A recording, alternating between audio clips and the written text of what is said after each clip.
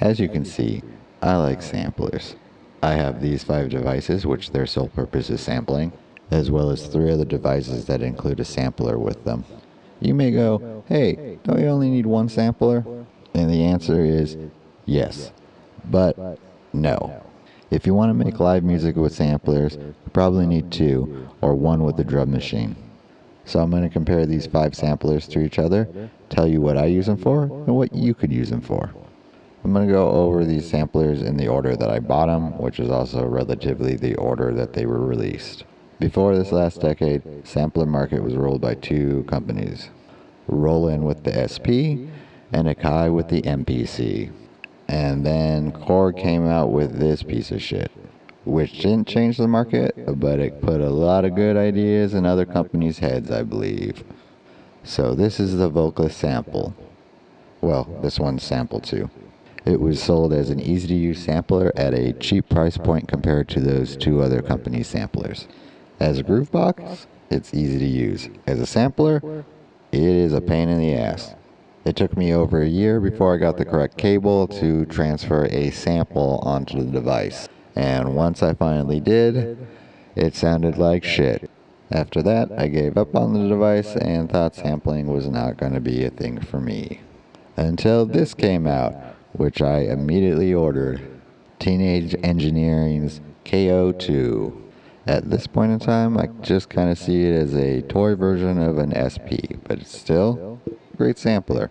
Loading samples is easy, effects with the fader are awesome, the live DJ effects are fun too, and they've updated it 3 times, adding multiple features with each update. I've made full tracks with this device on its own, but at this point I use it in conjunction with other devices.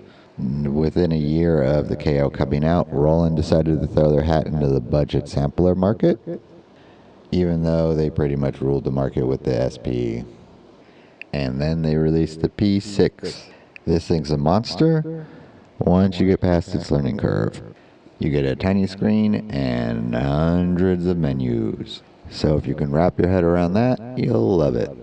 Besides that, I'd say its only other problem is its pad layout. You're not going to do a lot of finger drumming on this thing.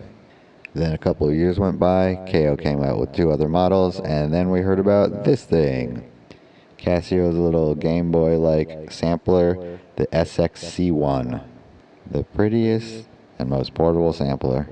But next to these other samplers, it's only better than the Volca Sample. A month after Casio announced their sampler, Akai announced their new sampler, the MPC Sample. Another monster device, but this time, its functions are not hidden behind a tiny screen. At this point, I'm only using 4 of these devices. I do not use the Volca Sample that sits in the closet. It has a busted circuit in it, so it doesn't even work. And to be honest, I know it won't be very long before my Casio Sxc1 is going to fall out of rotation of usage. It doesn't really serve much of a purpose compared to the other 3 devices. That being said, I think I'm going to give it away on this channel. I will announce a giveaway for a follower number in the coming future, so stay tuned. Right now I've been using it to play along with. I set a sequence on it and then play something over that sequence. The problem is, its sequencer is great, but it doesn't give you enough pattern length to really create a song, and there's no song mode, so you can't chain patterns together, which ends up being kind of a bummer. One of its biggest positives is that it has 15-minute long samples, so you can put a 15-minute long sample on each pad. So one thing I will do is load a full song onto it, and then I can let the full song play on its own. Okay, so now we got the MPC, the P6, and the KO. So with the KO and its updates, it's brought it closer to the other 2 samplers, the P6 and the MPC, with its functionality, but it's still lacking in comparison to the 2 others.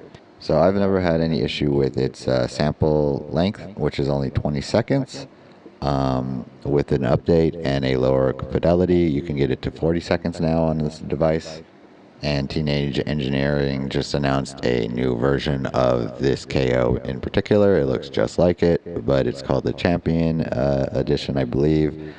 Double the memory length, which is on this one only 64 MB, which is fucking like 15 minutes of actual sample time.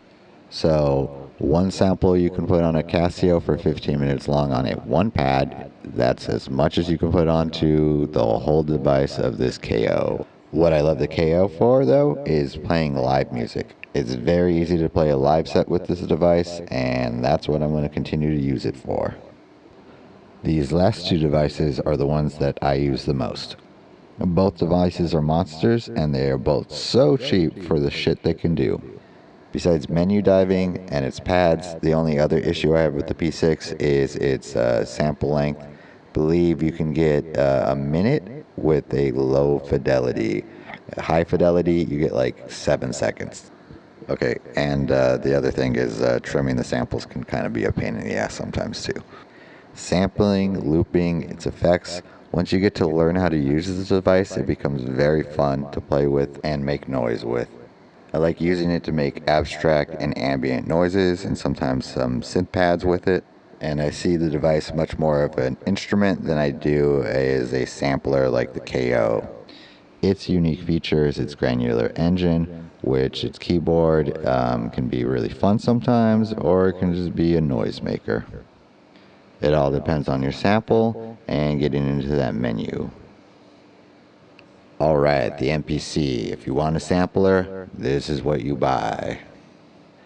It does everything these other devices do, and probably even better than they do. I can't stop making music with this thing. It's so easy. There's so many options. There's so many ideas that just come from using it.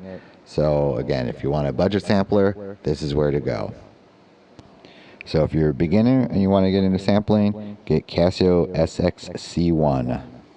If you want to do some live DJing, I would say get the KO2 or the MPC sample.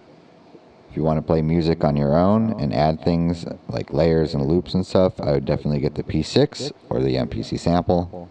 If you want a DAW-less scratch pad, definitely get the P6. If you want to make hip-hop, MPC.